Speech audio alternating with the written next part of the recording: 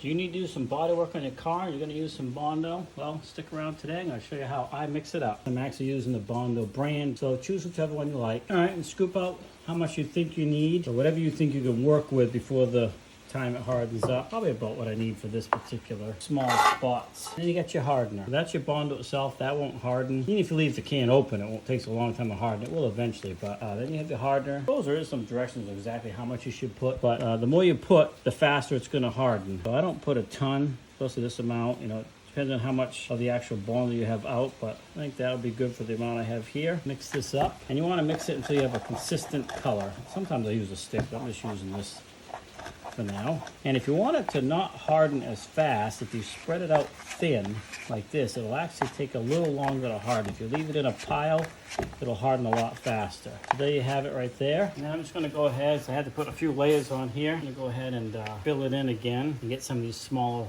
little divots filled in, and we'll do some more sanding.